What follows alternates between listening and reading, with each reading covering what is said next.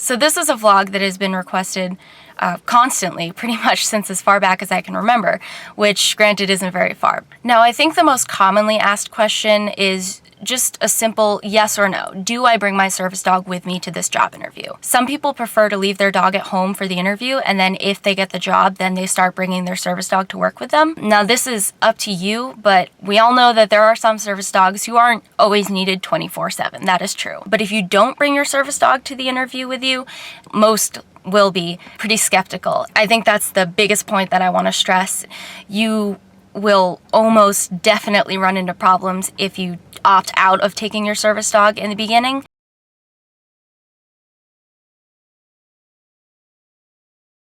Another question that a lot of people ask is, should I tell them about my service dog when they call you back and say, hey, we'd like to bring you in for an interview, and they set up a time? Should you give them a warning and say, oh, by the way, just to let you know, I'm coming in with my service animal? Pretty much all of these answers are really up to you. But from personal experience, I can tell you that that has been an absolute disaster.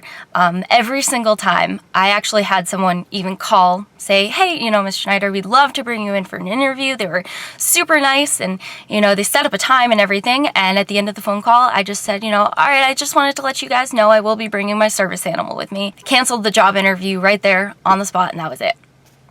So yeah, if you're wondering about that, not all businesses are going to be judgmental or reactive to that, but I would say that you probably don't want to take the risk that they might be slightly prejudiced towards it. Obviously, it is illegal, but I have even been denied applications before, like just the job application itself, because of Bugsy. I believe that the safest answer for that question would be no. Go in like a normal person. Don't give them a chance to make a judgment before they meet you. Yeah, so that's a very important thing. Another question that a lot of people ask is, if they do choose to hire me, what will I need to give my employers? Obviously there's no certification or anything. They can't ask for that. Most won't, but if they do, just go ahead and educate them as best as you can. It really depends on the employer. For example, Walmart, all they asked for was my doctor's letter, my prescription, stating that I do in fact need a service animal for my disabilities.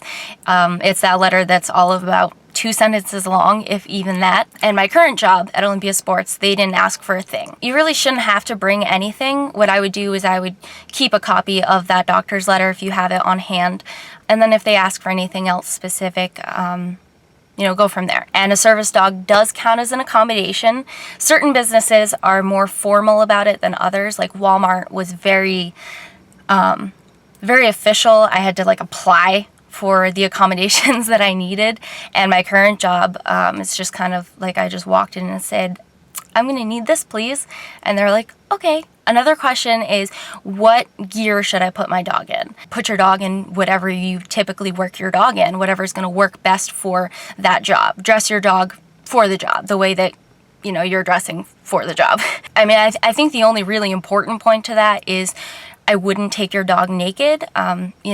Obviously we all know that a vest or harness of some sort is not required, but again, it will contribute pretty seriously to making a good impression and coming across as being a professional working team. If at all possible, try to have, the most professional looking gear that you have. A lot of us have a fun alternative service dog vest with witty and sarcastic patches.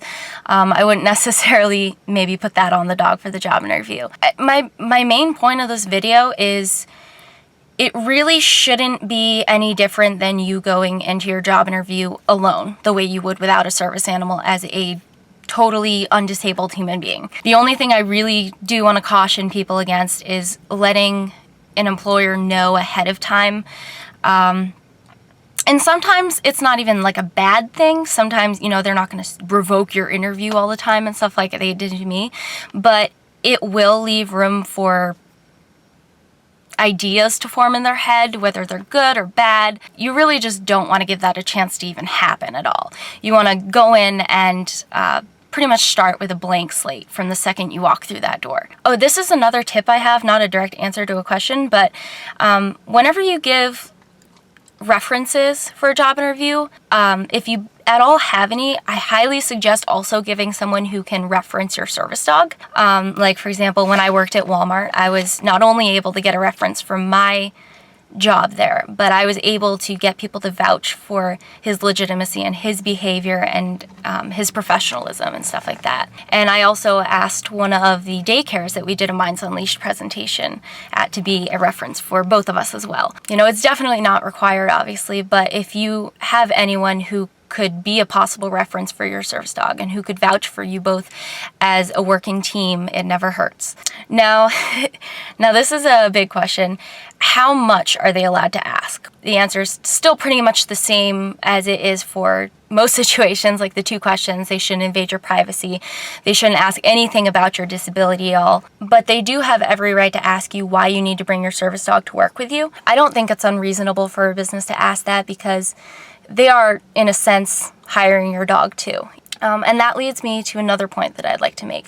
Not all interviewees will ask this, but I can guarantee you that almost 100% of them are thinking it or wondering it. You know, is there anything that the business would have to do for your service dog? The answer to that is absolutely no, but I really suggest making it a point to tell them this regardless of whether or not they ask you directly, because sometimes like I said, they may not ask you outright. They might not even be thinking about it at the moment, but it never hurts to just briefly let them know that there's absolutely nothing they have to do for your service dog. There is one more thing I would actually like to say. I'll make it brief, but I think this is really important. A lot of us are so used to constantly having to educate, and I would really like to stress that I think it's best to not go into these job interviews with that mindset. You know, obviously, if they do something specific that requires you to chime in like that, you know, like if they ask for certification, then go right ahead. Unless they do something that directly provokes it, I would advise against it. You don't want to go into your job interview and just start spewing facts and reciting the ADA law and stuff. Not only can it be obnoxious depending on how intense you are about it, but it can also be a little intimidating even if you don't mean for it to be. Try to hold back on that as much as possible. And there are going to be times when you're going to have to talk directly about your service animal and that particular accommodation, but you just kind of want to avoid making it the primary part of your interview. So while your dog is a part of you, and while technically the business would, in a sense, be hiring your dog as well, you know, you're the person who's coming in for the job interview. You're the person who's going to be doing the job. So at the end of the interview, maybe just let them know that you'd be happy to help if they do have any questions, but don't force the education on them. Anyway, also, sorry for my inactivity lately. There had been a rumor going around that I died. I would just like to personally tell you that I am not dead, in case you were wondering, in case anyone was worried. I will make another personal update video soon for those who have been waiting. Have a great day.